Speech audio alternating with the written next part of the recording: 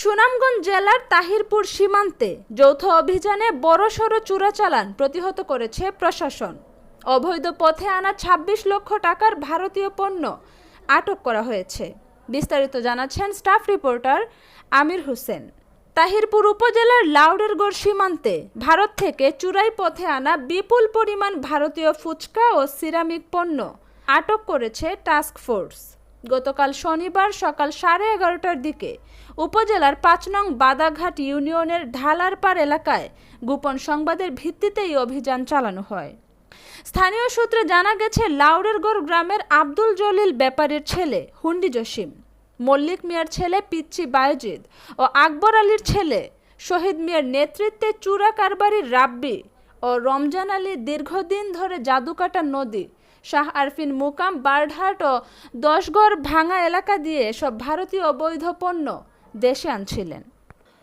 BGB সূত্রে জানা গেছে, সহকারী কমিশনার ও এক্সিকিউটিভ ম্যাজিস্ট্রেট হাসিবুল হাসান ডিওর নেতৃত্বে পুলিশ ও বিজিবির সমন্বয়ে গঠিত টাস্ক ফোর্স এ অভিযান পরিচালনা করে। এ সময় একটি পরিত্যক্ত বাড়িতে তল্লাশি চালিয়ে ৯,৭০০ পিস ভারতীয় সিরামিক কাপ, যার বাজার মূল্য ২৪,২৫,০০০ টাকা এবং ৭০০ কেজি ভারতীয় ফুচকা, যার মূল্য ১,৭৫,০০০ টাকা জব্দ করা হয়। অভিযানে উপস্থিত ছিলেন সুনামগঞ্জ ২৮ বিজিবি ব্যাটালিয়নের বিজিডি ও ৩১৫ সহকারী পরিচালক মুহাম্মদ রফিকুল ইসলাম, এসআই বদিউজ্জামান, ৩ জন পুলিশ সদস্য সহ মোট ২৭ জন বিজিবি সদস্য।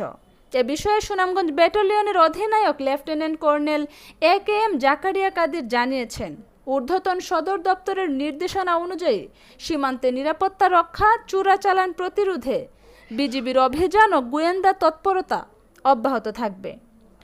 আটককৃত পণ্য শুল্ক কার্যালয় সুনামগঞ্জে জমা দেওয়ার প্রক্রিয়া চলমান রয়েছে। তাহিরপুর সীমান্তে আইনশৃঙ্খলা রক্ষাকারী বাহিনীর এমন সফল অভিযান সীমান্ত অঞ্চলের নিরাপত্তা জোরদারে গুরুত্বপূর্ণ ভূমিকা রাখবে, এমনটাই প্রত্যাশা সচেতন মহলের। রাহেনা আক্তার, এশিয়ান খবর।